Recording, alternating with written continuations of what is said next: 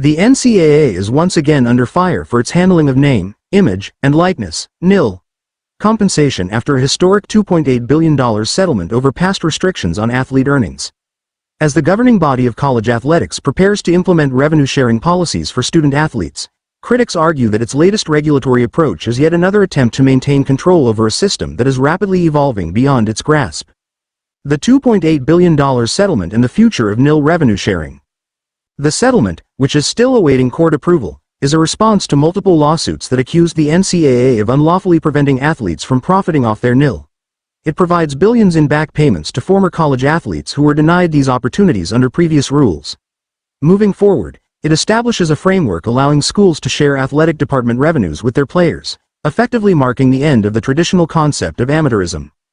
Under this new model, Power 4 conference schools, SEC, Big Ten, ACC, and Big 12, will be permitted to allocate between $20 million and $23 million annually to their athletes starting July 1, 2025. This cap is expected to increase over time, with projections suggesting it could reach around $30 million per school within the next decade. The NCAA's response: a system of oversight and regulation.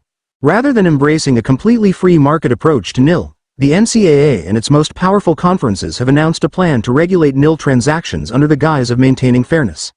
To achieve this, they intend to establish an independent entity to assess the legitimacy of NIL deals, implement guidelines ensuring that NIL payments fall within a reasonable range of compensation, require that all NIL deals serve a valid business purpose.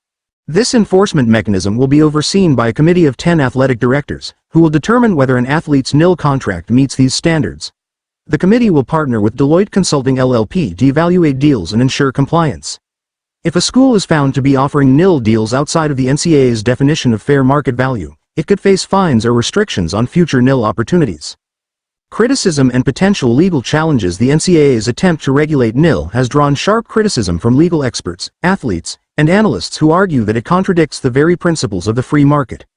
The plan to have a regulatory body determine what constitutes a fair NIL deal is being compared to the same restrictive measures that led to the $2.8 billion settlement in the first place. Critics argue that the NCAA is deliberately stalling the inevitable, an era where college athletes will be classified as employees, granting them collective bargaining rights and union representation. If student athletes were allowed to unionize, it would likely force schools to negotiate revenue-sharing agreements similar to those in professional sports, potentially cutting deeper into the billions of dollars generated annually by college athletics.